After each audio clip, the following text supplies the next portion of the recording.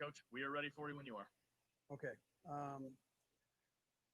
So just as far as injuries go, Alex Okafor won't practice today with the hamstring. He is getting better though and doing well actually. And then Sammy Watkins is still in the concussion protocols. More neck right now than the other part. He's working through it. I mean, tough kid. So, anyways, with that, we look forward to playing the Ravens. Great atmosphere to play in, with it being Monday night. I know there are no fans, but it's two good football teams playing each other, and that should be that's really what we're looking at there with that. So, anyways, with that, time's yours. Start with Herbie. Go ahead, Herbie. Hey, Coach. Good morning. You mentioned Okafor and Sammy Watkins.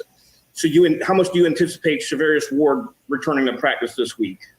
Yeah, he's gonna get out there and move around, and we'll see how he does. But he'll be out there moving around a little bit. So. Let's go next to Seren. Go ahead, Seren. Coach, you mentioned no fans. I know that's one of the things Tyreek Hill said after the Charger game, that it's kind of slow to get things going. How is that? Your team's one that likes to have fun and motivate and seems to play to the crowd. How have you noticed? You had a few fans in Kansas City, but none in the Chargers. How much does that maybe sap some energy from you guys? Yeah, it's weird. It's weird. I mean, I've been doing this for a couple years now, and I mean, you get out there and you can hear, it seems like every penny drop there. So that it's every little sound is magnified. So, but when you really get into it, you're like focused in. It's you put yourself in a bit of a tunnel, and you're looking at the clocks, whether it's a play clock or whatever, and then the field. And so once it gets going, it's okay. It's just that initial coming out in a brand new stadium, nobody in it, that's a little different. Let's go next to Nate Taylor. Go ahead, Nate. Hey, Andy, I have two quick questions for you. What has it been like for you to see other coaches get fined in the league for not wearing a mask? Obviously, you've gone with the face shield. Just why do you think coaches haven't gone in your direction in terms of face shield, even though you have not been fined by the league? Obviously, from week 1 to week 2, yeah, it went better for you. Yeah, it was probably that week 1 they took care of the face shield for, But listen, I don't know that. It's hard to talk with the mask because of the microphone that you're talking into. It just doesn't, and it's hard enough to hear in those anyways. And now we've got those things turned up, and you just can't. It's tough. So I mean, I understand why they come down. It's a hard thing to do. So I've actually got it where the shield, I can get the microphone up underneath it, and that's one reason I'm using it. It's easier to get my voice across the EB and the other coaches. Nate, did you have a second one there? There you go. I just unmuted you. Sorry. Yeah, and because of competing with John Harbaugh, I know you mentioned last year's game was just so enjoyable because you kind of knew the Ravens were really creating something special in their own way. From a contrasting style standpoint, just how exciting is this game for you, given what occurred last year between the two teams? Oh, really? Yeah, really the last 3, right? I mean, this is the 3rd go-round. And Harv's is a phenomenal coach, and they've got good coaches on their staff. David Culley's there too. So, but they've got really good football coaches and really good players. And so that normally means you're going to have a good team, right? So, and they do it the right way. I mean, we look forward to the challenge is what we do. I mean, all of us in this business, that's why we're in it. We know we respect them. We know they're a good football team. Go next to Mackenzie Nelson. Go ahead, Mackenzie. Hey, Coach, I was just wondering how these contact tracers have been working for you guys. We saw no players tested positive again this week, and it looks like the SEC is going to follow you guys and start using the same devices as they open up their season. Yeah, Mackenzie, I tell you, I'd probably add on to Nate's thing too, just with we're tested every day. We have the contract tracers, and sometimes you pull the thing down, you're thinking, hey, everybody here is doing the same thing, because it's been so successful, and it's a tribute to the NFL and the job they've done with this, and then the players. Listen, I mean, these guys, coaches, we're all in lockdown here. We're not going anywhere. We're stuck in the building, but the players are out and about. But they've really kind of curbed that and made sure that they're responsible for who they're around, and that's got to continue as we go forward. And that's an important part of this. But anyways, yeah, that's how I feel. Yeah. Let's go next to Blair Kirchhoff. Go ahead, Blair. Hey, Andy, you may not have heard this. It's only happened in the last hour. You got a lot of other things going on. But Alex Gordon announced his retirement today from the Royals. I'm just wondering if you were something of an Alex Gordon fan. Yeah, big time. Big time fan of his. I used to joke Alex Smith that they look like brothers. They and both of them played about as reckless as each other too. They're both great athletes. But I'm happy for Alex. He gets another chapter in his life here started, and I know he'll enjoy that. He's a family guy, and he'll enjoy being around those people. And I'm saying family and whatever else ventures into his life after this. But what a great career! He did it the right way. Kansas City was lucky to have him, and he was lucky to have Kansas City. Yeah. Next to Adam Teicher. Go ahead, Adam. Hey, Andy. Pat's running was obviously a big part of the win against the Chargers, but I know that probably causes you some anxious moments. What advice do you have for him in that regard when he decides to take off? Yeah, that's always been a part of this offense. I mean, you go back and look at the quarterbacks that have been successful in this offense, and they've all been mobile guys. I mean, Joe Montana could run, and that's kind of where it started there, and has worked its way through. You start looking at the guys, and Steve Young can run, and Donovan, and Michael. And you start naming the guys that I've had or been around, that you just see that they all are mobile guys and can get out and go, and when needed. You don't want to necessarily make a living on it. I mean, that's not the one unique thing I think you could point out on it, Adam, is that all the guys keep their eyes downfield, and they're all the great ones. And so they're still putting pressure back on the defense with the opportunity to potentially throw the football. So I think that would probably be universal with all of them. Brett Favre, I forgot him too. I mean, he's another guy. And not all these guys are real fast guys, Adam, which is also kind of unique. But they have an ability to know when to go and when to get down and so on. Let's go next to Sam McDowell. Go ahead, Sam. Hey, Andy. A lot of talk this week about Patrick's touchdown pass to Tyreek Hill, but when you went back and looked at the film with the 2-point conversion, what was your takeaway from that play? It was one of those. The throw was unbelievable, right? Tyreek, and then coming back with we had a couple different options on that. McColl being maybe third or fourth in the options. The fact that McColl stayed alive in there and was able to find a spot and could even see the ball, and then make the catch in that traffic was something. And for Pat to find him was something. And if you look, you'll see both Tyreek and McColl in there working, trying to find an opening, and McColl was able to find one there. We've got time for a couple more. Let's go Pete and then Matt. Go ahead, Pete. Coach, as a fellow offensive mind, I was wondering how impressive it has been for John and Greg Roman, and you mentioned David Culley, to be able to build around Lamar Jackson's unique talents and just make it work at this level. Yeah, I think it's great. He's a great kid. We were lucky enough to have him up here during the 101s this past year. Had a chance to talk to him. He's really a good kid and goes about it the right way, tremendously hard worker. And Greg Roman has done a fantastic job. David Culley's influence in there. And then Harbs knows everything about everything. So he was a special teams coach, a defensive coach, and knew everything about the offense. So it's the quarterback's in a good spot to learn. And, he's lucky, like I said, he's lucky to be there, and they're lucky to have him for sure. Yeah. Go last to Matt McMullen. Go ahead, Matt. Hey, Coach. I know you're just a big fan of the NFL, the history of the game. to have two quarterbacks like this, two young players, two MVPs going head to head early in the season, how good is a matchup like this for the game?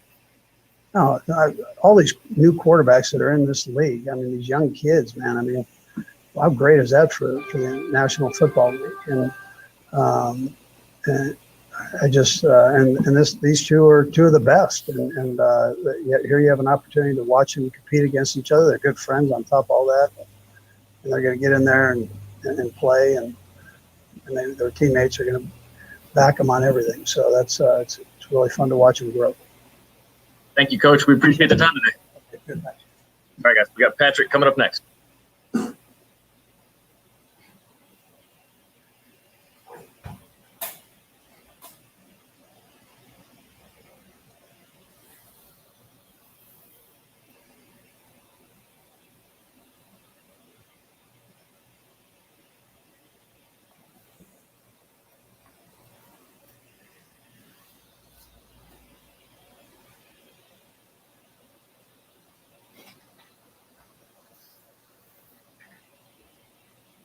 You ready for us, Patrick?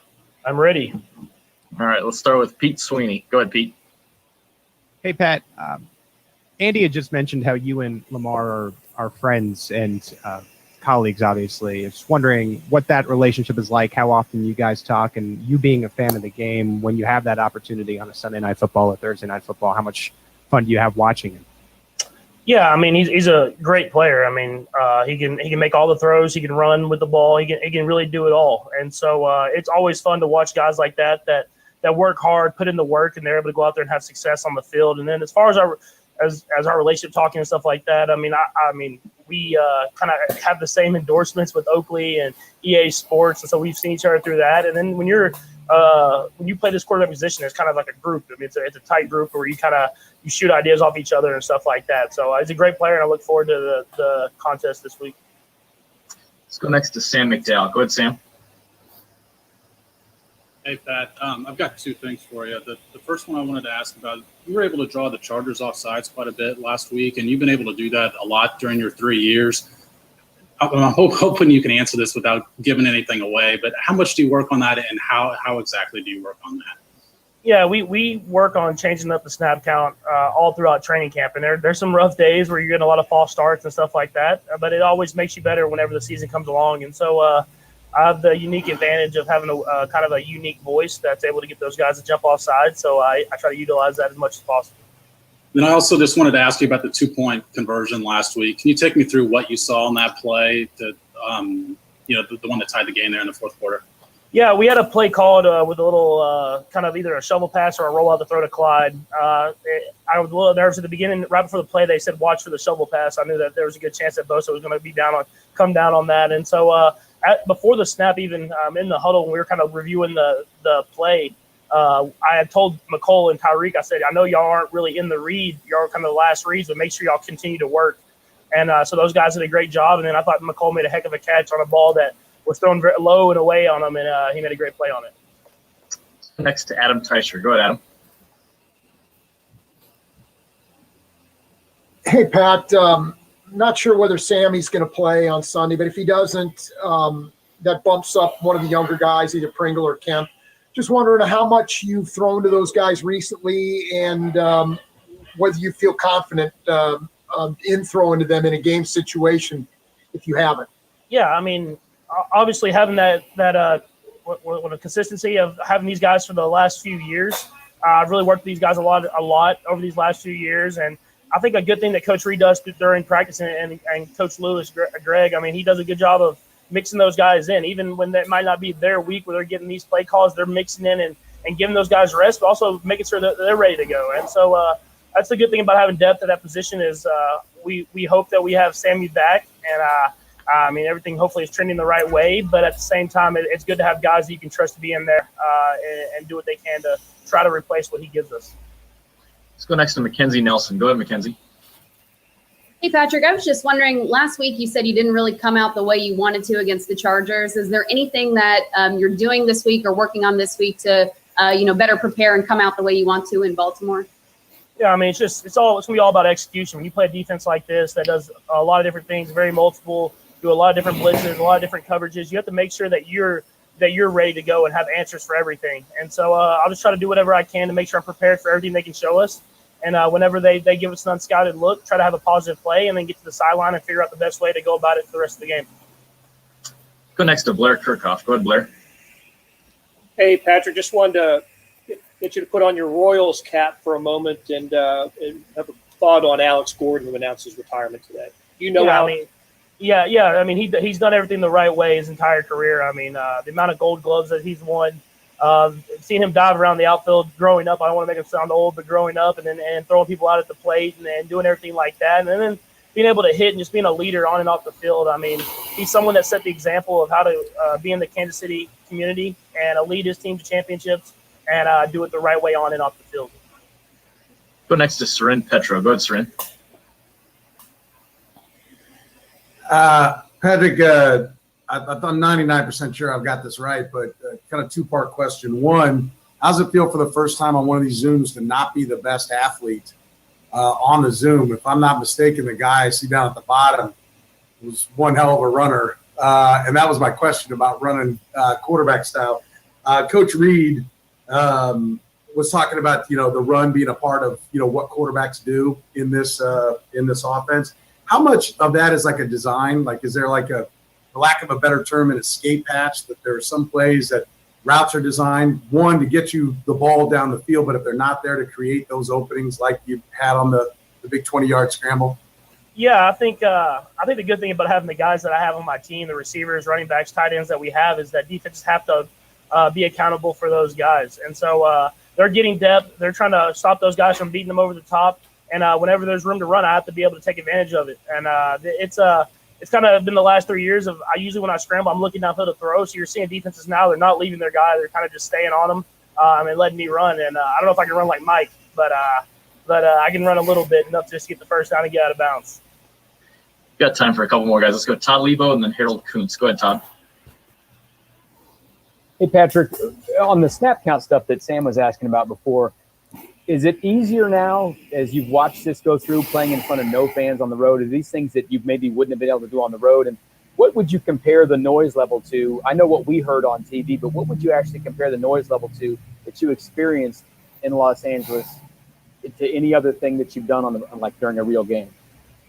I would first part of the snap count. I mean, obviously you get to use verbal snap count on the road, and especially when you're playing places like Baltimore, you're not going to be able to use that because of the crowd, especially Monday night. So that definitely is an advantage. Only thing that's kind of a disadvantage, you have to change a lot of your code words from a lot of your audibles because everybody can kind of hear you on the TV copy and everything like that. And then you said the second part one more time. Second part of your question. Hold on one sec. There we go. Try that, Todd. What would you compare it to? I mean, like, how loud was it? They say it's 70 decibels. What's that sound like compared to anything else? Is it louder at practice when you guys pump the music and crowd noise in, or what's it even compared to? It's like practicing in the locker room with no one else in there. There's literally no noise, and it is different. It's not like practice, because practice you get at least get music playing and kind of gives you something. So it's all about feeding off your own energy, and we didn't do a good job of that last week, but you can't start off like that against this team if we want to come out with a win on the end. Go to Harold for the last one. Go ahead, Harold. Hey, Patrick, much has been said about the competition between all the young quarterbacks in this league, especially you had one with Deshaun Watson in week 1, but now with Lamar. Lamar hasn't won one against you yet. I know sure they're going to be very determined, but what would you say about if this is kind of a, if you will, a rivalry that you guys are going to be competing against for a long time? Yeah, I think you heard Coach Reid kind of say it a little bit before me. I mean, there's a lot of young, great quarterbacks in this league, which is awesome because, every single week you're going to get a great challenge and a great matchup. And so it's a little different because when you're on offense, you're never going to go face-to-face. You never get to go straight up against Lamar, but you know that he's going to go out there and put up points. And so you just have to trust in your defense that they're going to make stops when they're needed. They're going to find ways to do whatever they can to stop all the great stuff that he does. And then as an offense, you know that you're facing a great defense. And so you're going to have to find ways to put up points on the board and if you want to get the win. Patrick, we appreciate your time today. Thanks for joining us. Thank you. All right, guys, we've got Mitchell Schwartz coming up next.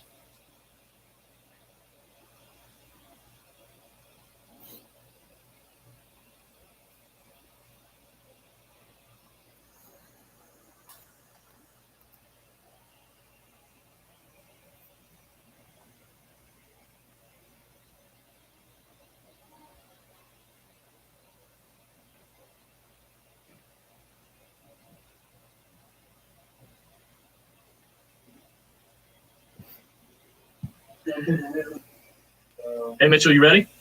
Yep. All right, let's start with Pete Sweeney. Go ahead, Pete.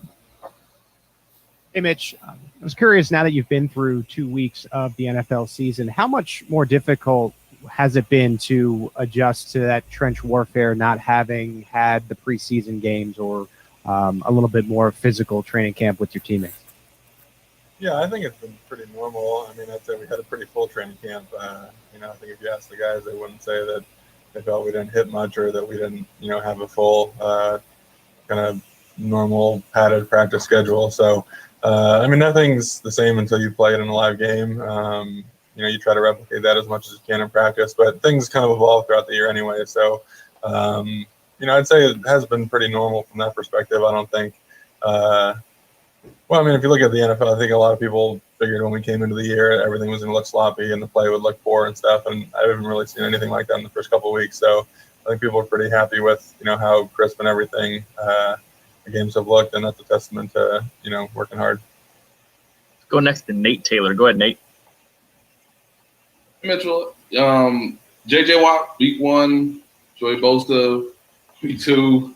The Ravens have multiple guys. Even Calais Campbell has now joined them. Just what have you seen early from the Ravens and what makes their defensive line so dominant? Yeah, they've got a lot of guys, like you said. I mean, Judon's been there for a while. He's an awesome player. To bring in Calais, to bring in Derek Wolfe. They got some of the younger guys. I mean, Bowser's been playing really well. You still have McPhee there. It seems like he's been there for forever, and he's still playing awesome football. So you got a lot of guys, and, they tend to like to blitz a lot too. So you end up, one-on-one a lot. So they can just kind of roll those guys through. Everyone's a little bit different. They're all good players, and they do a really good job with it. So knowing, who you're going against, it's not quite as, cookie cutter as some weeks where, I'm going to see this guy, 85% of the snaps. You're going to get a rotation of them. But, they're able to roll through. The front seven seems like it's 12 or 13 deep with pretty much all awesome players. Next to Darren Smith. Go ahead, Darren. Thank you very much, Mitch, for doing this. I'm curious because they didn't let me ask Patrick this. I want to ask you, your thoughts on obviously the big news that came out last night, officers not being charged in the murder of Breonna Taylor. So I want to get your thoughts on that, as well as, of course, with Patrick and Tyron doing this voting registration. Is it even now more important for people who are registered to vote to know exactly who they're voting for and why they're voting for who they're voting for? And then, also, do you believe in that Black Lives Matter? I mean, I know we asked Patrick, we asked Chris, we asked Tyron, but we haven't really had a chance to ask, some of the white players that are on the Chiefs team about this. I want to get your thoughts on those, please. Oh, yeah. Black Lives Matter is probably the most important thing going on in our society right now. That, ties into the election, like you were talking about in terms of voting. Pat, Tyron have done an awesome job with that. Tyron's whole thing is trying to take kind of the stigma off it, make it cool, make people, look forward to doing it. And I think, with situations like last night, you're realizing, how much power that we need to have as citizens and how do we utilize that? For the most part, it's voting. Like you said, it's putting in people that you want in those, elected leader spots to make sure that, society is running the way it should be. And I think, a lot of people are realizing that now, and I'm hopeful for, as big of a turnout as we can get on the 3rd. Let's go next to Harold Kuntz. Hey, Mitch, Tyreek Hill mentioned that that was the strangest experience he had been in the stadium when they played in an empty stadium. Do you kind of agree with that assessment? And now going to Baltimore again, and throughout the season, you're going to have that except for home games. How are you guys trying to pull up your energy value as you enter games? Yeah, for me, it was the first few plays were a little bit weird, and then you kind of just get used to it. When you're lining up against Bosa and Ingram and they're a couple feet away from you, you're not really focused too much on anything else around you. So for me, I didn't realize it too much in the play-to-play aspect of it. You realize it when you're sitting on the bench and the defense does something big or someone scores a touchdown and it's pretty much silent. That's when you really take note of it. So I think it'll just become more normal to guys who are feeling like there's a dip in energy or anything. Obviously, the more you do something, the more normal it gets, and lucky enough to get the victory. Go to Sarin for the last one. Go ahead, Sarin. Mitch, I'm curious. You talked about how the camp was pretty much normal, right? You just didn't have the preseason games, and the games have been pretty sharp. There also haven't been any holding penalties, right? Not any, but a low number. People thought there'd be a lot. It was a very low number the first week. as you sit back and look at it on film, do you think, maybe there was the league is maybe trying to help some guys out, saying, hey, we know maybe guys aren't as sharp, and so maybe they've been a little more lenient? Or do you think that maybe, no preseason games actually makes for sharper football? Well, I'd say our game reversed the trend a little bit last week. We had a few holding calls, so we did our best to rectify the situation. But I think in general, it seemed like last year, they went towards kind of flagging things that if you saw a tug or you saw anything of that nature, it's kind of an immediate flag, which had been a little bit different from the past. If you were moving your feet, that was kind of the most important part of it. You can get in compromised situations with your hands, with your leverage, but for the most part, if your feet are moving, you're not really restricting the guy to the point of it being a flag. It seemed like that's kind of the stuff they've cut down on this year, at least from what I've seen. Obviously it's an offensive lineman. I'd love to have as few holding calls as possible. I don't know that it was, a conscious thing to say, oh, the games might be sloppy if we over penalize. I wouldn't go that far, but I think it was what Anderson said, they were kind of focusing on the clear and concise and the obvious stuff. And so, for the most part, the way my understanding of, holding has always been, obviously, if he's away from your body and you're kind of tugging him and preventing him from going in a direction, that's going to be flagged every time. If he's within your frame and you're moving your feet with him, for the most part, that's not a true restriction of movement. So, that's seeming to be not called quite as much and is more in line with kind of my general understanding of, what the infraction should be. Mitchell, we appreciate the time today. Thanks for joining us. Thank you. Thanks, everyone. All right, guys, we've got Chris Jones coming your way next.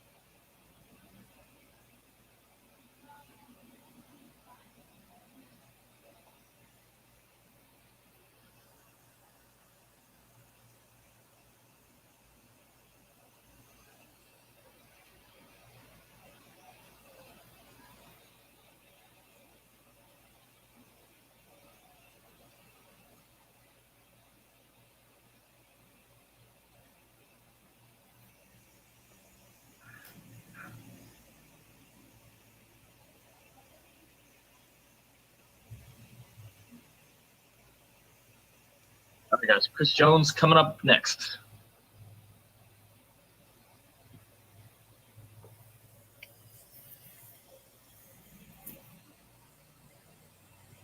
Hey, Chris, are you ready for us? Yeah, guys, how you doing? Good. We're going to start it off with Matt Derrick. Go ahead, Matt. Hey, Chris, with playing these games without fans, how difficult was it for you as a guy who usually gets really fired up by the crowd to be able to feed off of that? And was there anything that you and your defensive teammates really kind of did that maybe try and fire each other up during that game? It was a little uncomfortable to start it off, not seeing any fans in there, and you hearing them pump up the crowd throughout the theater. And it was tough. It was tough from the beginning, and we kind of got used to it.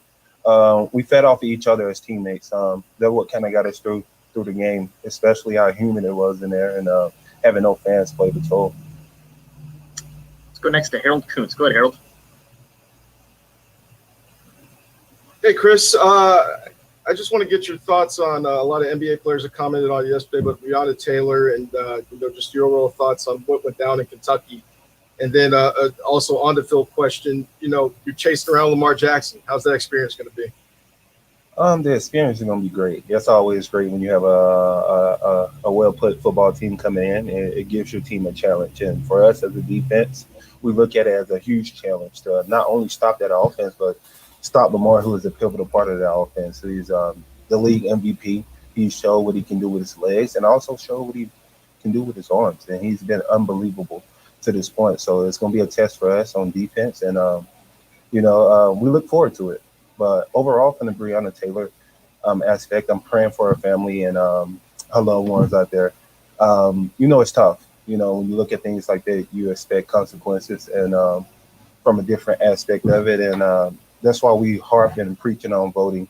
Your vote matters, or your vote counts, not only on the overall election, but on the legislative election also. You got to partake in those, and start within us as individuals to make that change, and make sure not only you go to vote, but you go back and bring somebody else with you, because that's how these things change. And just prayers to our family. Let's go next to Nate Taylor. Go ahead, Nate. Hey, Chris, appreciate what you just said. In terms of not having any preseason games and obviously an unusual training camp, you guys kind of had the both sides of tackling really well first week against the Houston Texans and having issues tackling last week against the Chargers. I just wonder, what did you guys see that was sort of the issue last week, and just how different is it to not have any tackling before the regular season starts? I don't think it was too much of a difference for us. Coach Reid actually done an unbelievable job within training camp to try to make everything normal. With us as a defense, we got to keep on harping on that. We just got to get better tackling. I feel like if we correct that, we can definitely be a top 5 defense in this league. We missed a lot of tackles last week, and that's our main focus point going in this week. Make sure we tackle, wrap up, and finish plays. Go next to Sarin Petra. Go ahead, Sarin. Chris, I'm curious just to follow up your comments about Breonna Taylor. Has this been difficult? I mean, it's a difficult time, right, for the entire country. But has it been difficult for you to be able to, and maybe your teammates, focus either on football with all of this going on around, or maybe the other way, that because football is so all-consuming, it does take so much of your time? Have you found that you're left maybe wanting to not be able to be more involved and do more with some of the protests and movements that are going on? What the organization of the Chiefs have done, they have been freely and opening to whatever the players want to do. And then Clark Hunt has played a major role in that, him and the president. So I'm thankful for that. And within the team, everyone is accepting to each individual ideas. And that's the beauty of this team. You know, Andy Reid and the staff have gave us complete freeness to voice amongst our opinions, and they've accepted that. They listen, and they've tried to help us in whichever direction we like to go. So within that, you know, my brothers have supported whoever throughout the locker room on whatever decision and output they have, and you know, we try to listen and see what better ways we can help the situation. Got time for a couple more guys. Let's go Breland and then Herbie. Go ahead, Breland. Chris, just kind of build off of that, you know, obviously we hear this of sports and the backlash that comes when you use your platform, but how important is it for you guys as a whole, you know, especially with the support of everybody in the Chiefs organization? How important is it to you to use your platform for these types of issues? It's pivotal. It's pivotal, especially what's transpiring right now is dealing with COVID and dealing with the issues at hand of brutality from the police, and it can shift the movement, especially with athletes who has the platform to broadcast their opinions and their feelings and their ideas. That can only help, and you know, you do it in a positive light and do it in a positive way. You get support, and that's what this is all about: getting support, getting people to understand what's partaking, and creating a shift of movement while with their support and creating change. That's the most important. Let's finish it out with Herbie. Go ahead, Herbie. Hey, Chris, I wanted to echo Nate's comment there. Thank you for sharing your thoughts there. You're very eloquent on everything that's going on in the world. But as a follow-up to Nate's question on the football side of the house, you mentioned tackling. But I'm curious because through the first 2 weeks of the NFL, we're seeing historic scoring, historic touchdowns at a record pace. How much do you think the lack of tackling or even the lack of OTAs, a modified training camp, has affected how these offenses are able to score like this? I can't really say because every training camp and every team is run different. I know for us as the Chiefs, Coach Reid done an unbelievable job to make it as normal as possible. It felt normal to us. Did anything change other than the fact that we didn't have any preseason games? But everything else was pretty normal. And, you know, I don't know what other organizations are doing or how they handle training camp, but for us, it was pretty normal. So nothing really changed for our end. Chris, we appreciate the time today. Thanks for joining us. Thank you guys so much. Y'all take care. You too. All right, guys. Let me say goodbye to Chris here, and then I'll